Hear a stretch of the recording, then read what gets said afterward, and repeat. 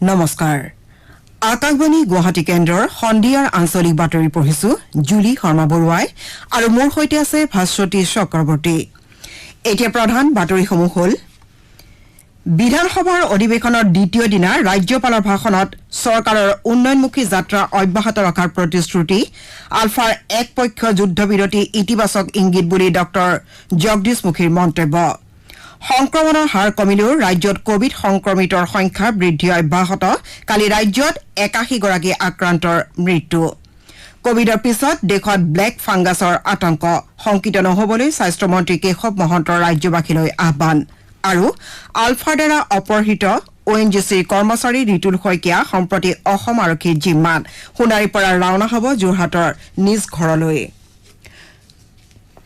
কোভিডৰ সংক্ৰমণ বৃদ্ধি পাই থকাৰ পৰিপ্ৰেক্ষিতত আমি শ্ৰোতাসকলক সকলো নীতি নিয়ম পালন কৰাৰ লগতে সাৱধানতাসমূহ মানি চলিবলৈ আৰু কোভিড-19 প্ৰতিষেধকৰ প্ৰথম পালি গ্ৰহণ কৰা 18 বছৰৰ ঊৰ্ধৰ সকলো ব্যক্তিকে বিনা দ্বিধাই নিৰ্ধাৰিত সময়ত দ্বিতীয় পালি প্ৰতিষেধক গ্ৰহণ কৰিবলৈ আহ্বান জনাইছো মাস্ক পৰিধান কৰক হাত মুখ সঘনাই ধুৱক আৰু পৰস্পৰৰ মাজত 2 গজ দূৰত্ব বৰ্তাই ৰাখি কোভিডক পৰাজিত কৰক এতিয়া শুনক বিতং বাতৰি ৰাজ্যপাল অধ্যাপক ডক্টৰ জগদীশ মুখীৰ ভাষণেৰে আজি অসম বিধানসভাৰ দ্বিতীয় দিনৰ কাৰ্যসূচী আৰম্ভ হয় ৰাজ্যপালে ভাষণৰ আৰম্ভণিতে নৱ নিৰ্বাচিত বিধায়কসকলক আদৰণি জনাই ৰাজ্যৰ উন্নয়নৰ বাবে সকলোৱে সন্মিলিতভাৱে কাম কৰি যাব বুলি আশা প্ৰকাশ কৰে ভাষণ প্ৰসংগত ৰাজ্যপালে কয় যে এই গৰিমা মণ্ডিত সদনত সদস্যসকল জ্ঞাত যে লোকপ্ৰিয় গোপীনাথ বৰদলৈৰ পৰা শ্বহীদ খৰ্গেশ্বৰ তালুকদাৰলৈ আৰু বডুফা উপেন্দ্ৰনাথ বৰ্মৰ পৰা অসম আন্দোলনৰ সকলো শ্বহীদেই অসমৰ শান্তি প্ৰগতি আৰু উন্নয়নৰ সপোন দেখিছিল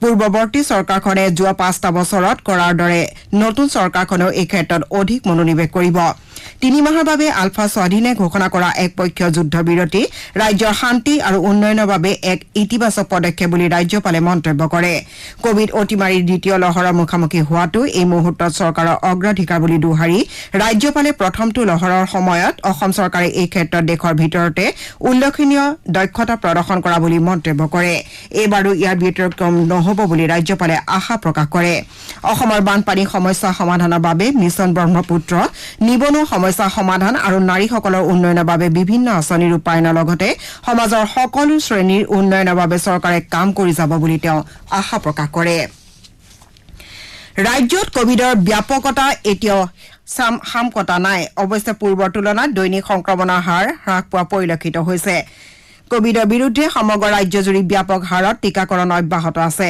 চৰকাৰী সূত্ৰই জনোৱা মতে কোভিড নিয়ন্ত্ৰণৰ বাবে লোৱা ব্যৱস্থাসমূহে ক্ৰমাৎ ফল দেখুৱাবলৈ আৰম্ভ কৰিছে ইয়াৰ পৰিপ্ৰেক্ষিতত অনাগত সময়ছোৱাত পৰিস্থিতি অধিক উন্নত হ'ব বুলি আশা কৰা হৈছে কামৰূপ জিলাত কৰোনা সংক্ৰমণ বৃদ্ধি পোৱাৰ পৰিপ্ৰেক্ষিতত ইয়াক প্ৰতিৰোধ কৰাৰ বাবে চৰকাৰৰ উপৰি বেচৰকাৰী সংগঠনসমূহে প্ৰচেষ্টা অব্যাহত ৰাখিছে কামৰূপ জিলাৰ অন্যতম স্বেচ্ছাসেৱী সংগঠন শংকৰ আজান স্বচ্ছতা সেৱাৰ তৰফৰ পৰা আজি ৰঙিয়া হাইৱে চৌক বজাৰৰ সন্মুখত মাস্ক বিতৰণ কৰাৰ লগতে চেনিটাইজ কৰা হয় ইফালে কামৰূপ জিলাৰ হিমলিটোলা অঞ্চলৰ গেৰুৱা গাঁৱত আজি গাঁওৰক্ষী বাহিনীয়ে নগৰবেৰা গেৰুৱা তিনিআলি চৌকৰ পৰা কোভিড সন্দৰ্ভত সজাগতা সৃষ্টিৰ বাবে শোভাযাত্ৰা উলিয়ায় ইফালে মৰিগাঁও জিলা প্ৰশাসনৰ নিৰ্দেশনা অনুসৰি আজি পুৱাৰে পৰা জাগিৰোড গাঁও পঞ্চায়ত প্ৰাংগণত ব্যৱসায়িক প্ৰতিষ্ঠানৰ স্বত্বাধিকাৰী আৰু কৰ্মচাৰীসকলৰ কোভিড পৰীক্ষা কৰোৱা হয় এই নিৰ্দেশ অনুসৰি কোভিড নিগেটিভ ব্যৱসায়ীসকলেহে তেওঁলোকৰ প্ৰতিষ্ঠানসমূহ খুলিব পাৰিব অন্যথা কঠোৰ আইনী ব্যৱস্থা গ্ৰহণ কৰা হ'ব বুলি উল্লেখ কৰা হৈছে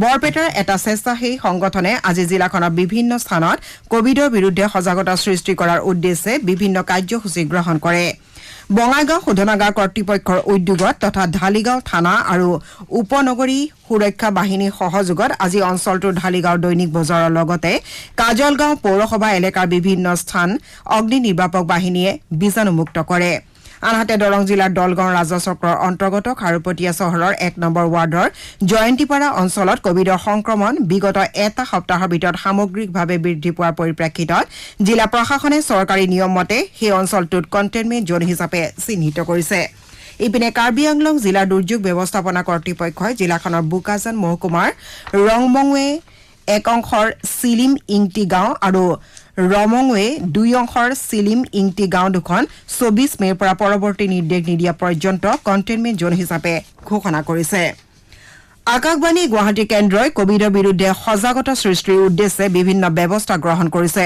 কোভিড প্ৰতিষেধক আৰু ইয়াৰ পাৰ্শ্বক্ৰিয়া সম্পৰ্কে কঠিয়াতলী খণ্ড প্ৰাথমিক চিকিৎসালয়ৰ চিকিৎসা বিষয়া ডাঃ দীপক কুমাৰ গোস্বামীয়ে এইদৰে কয়।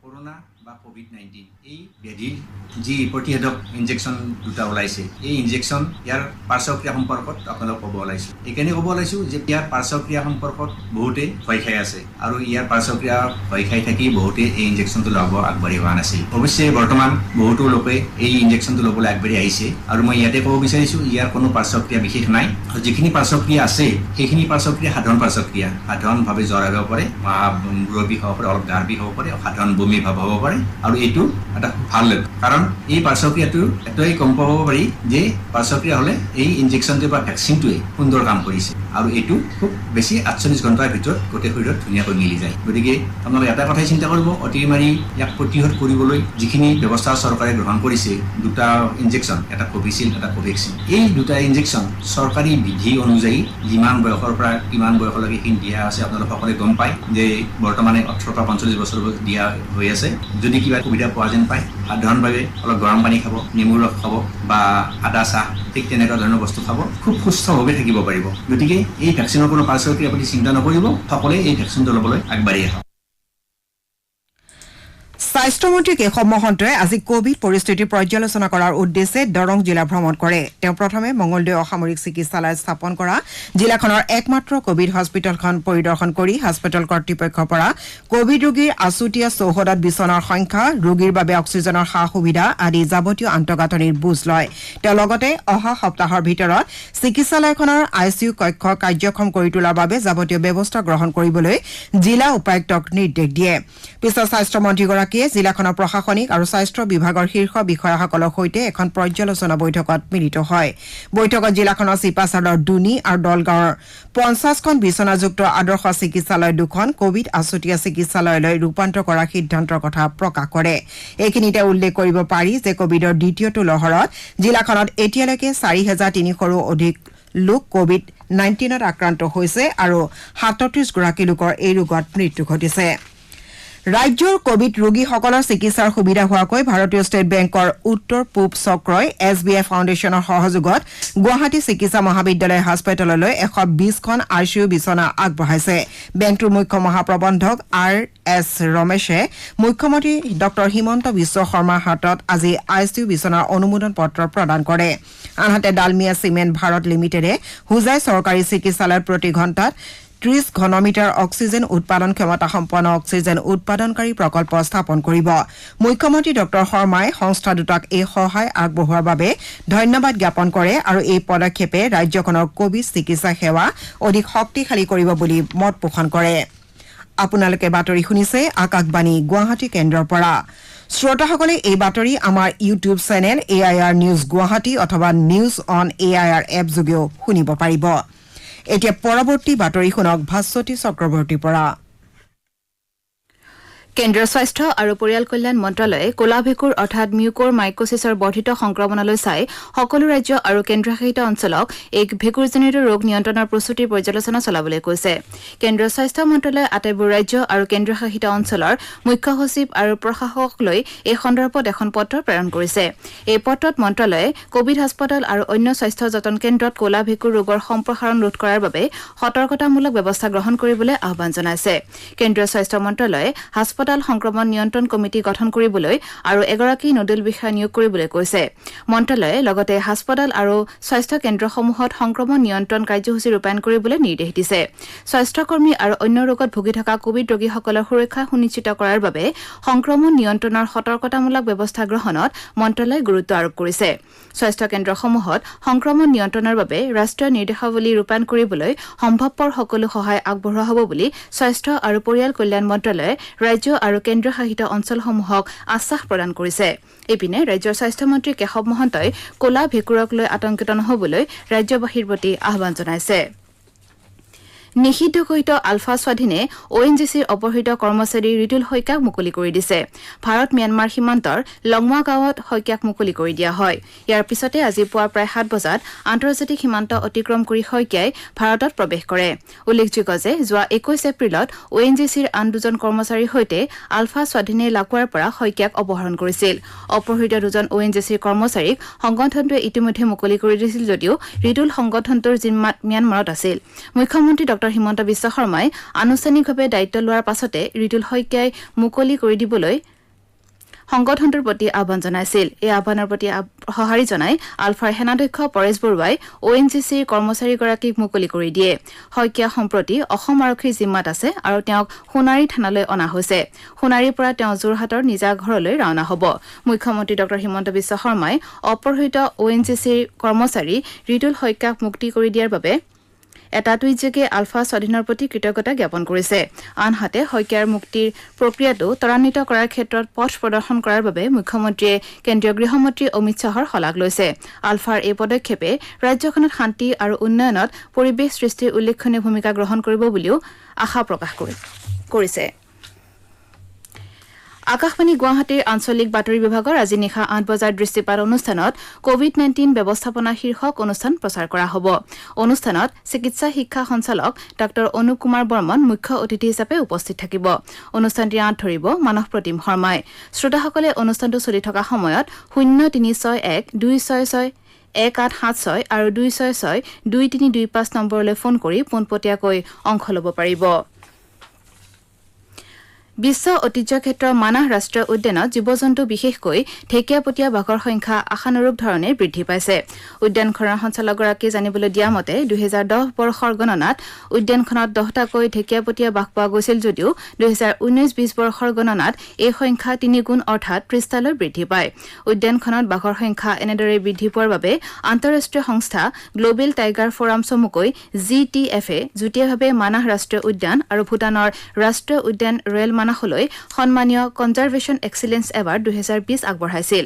বিষয়াগৰাকীয়ে জনোৱা মতে মানাহ ফাৰ্ষ্ট এডিশ্যন হিচাপে চিহ্নিত এলেকাটোত বৰ্তমান 5টাকৈ বাঘৰ লগতে বৰ্ণোদ্দি বন্যপ্ৰাণী এলেকাতো বাঘৰ উপস্থিতি সম্ভেদ পোৱা গৈছে।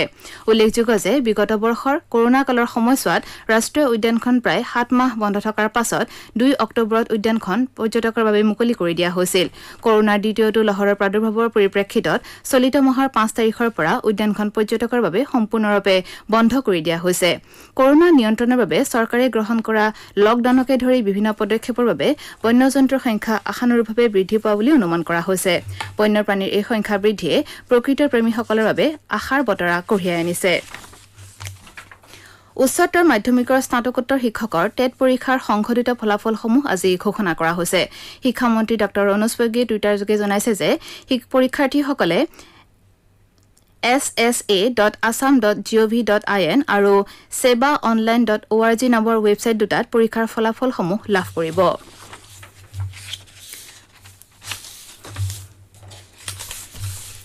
বিশিষ্ট চিকিৎসক জনপ্ৰিয় শিশু ৰোগ বিশেষজ্ঞ ডাঃ দিলীপ কুমাৰ পাটগিৰিৰ মৃত্যুত মুখ্যমন্ত্ৰী ডঃ হিমন্ত বিশ্ব শৰ্মাই গভীৰ শোক প্ৰকাশ কৰিছে। এটা শোকবাৰ্তাত ডঃ শৰ্মাই কয় যে এগৰাকী বিশিষ্ট চিকিৎসক হিচাপে প্ৰয়াত ডাঃ পাটগিৰিয়ে ৰাজ্যৰ চিকিৎসা ক্ষেত্ৰখনলৈ যি অৱদান আগবঢ়াই গ'ল সেয়া ৰাজ্যখনৰ জনসাধাৰণে সদায় স্মৰণ কৰিব। দক্ষিণ হালমাৰা মানকাছৰ জিলাৰ মানকাছৰ থানা এলেকাৰ ভাৰত বাংলাদেশ সীমান্তৱৰ্তী দিয়াৰা বজাৰৰ পৰা কালি নিশা আৰক্ষী আৰু সীমান্ত সুৰক্ষা বাহিনীয়ে যৌথ অভিযান চলাই বৃহৎ পৰিমাণৰ নিচাজাতীয় টেবলেটসহ এটা ড্ৰাগছ সৰবৰাহকাৰীক গ্ৰেপ্তাৰ কৰে। জানিব পৰা মতে যুৱকজনে দীৰ্ঘদিনৰ পৰা মানকাছৰৰ বিভিন্ন প্ৰান্তৰ লগতে বাংলাদেশত টেবলেট সৰবৰাহ কৰি আছিল। বাতৰি শেষ কৰাৰ আগেয়ে প্ৰধান বাতৰিসমূহ চমুকৈ পুনৰ এবাৰ। বিধানসভাৰ অধিৱেশনৰ দ্বিতীয় দিনা ৰাজ্যপালৰ ভাষণত চৰকাৰৰ উন্নয়নমুখী যাত্ৰা অব্যাহত ৰখাৰ প্ৰতিশ্ৰুতি। আলফাৰ একপক্ষীয় যুদ্ধবিৰতি ইতিবাচক ইংগিত বুলি ডঃ জগদীশ মুখীৰ মন্তব্য। সংক্ৰমণৰ হাৰ কমিলেও ৰাজ্যত কোভিড সংক্ৰমিতৰ সংখ্যা বৃদ্ধি অব্যাহত। কালি ৰাজ্যত 81গৰাকী আক্ৰান্তৰ মৃত্যু। কোভিডৰ পাছত দেশত ব্লেক ফাংগাছৰ আতংক শংকিত নহবলৈ স্বাস্থ্যমন্ত্ৰী কেশৱ মহন্তৰ ৰাজ্যবাসীলৈ আহ্বান। আৰু আলফাৰ দ্বাৰা অপহৃত ONGCৰ কৰ্মচাৰী ৰিতুল শইকীয়া সম্প্ৰতি অসম আৰক্ষীৰ জিম্মাত। সোণাৰীৰ পৰা ৰাওনা হ'ব যোৰহাটৰ নিজা ঘৰলৈ। সন্ধিয়াৰ আঞ্চলিক বাতৰি আজিলৈ ইমানেই। নমস্কাৰ।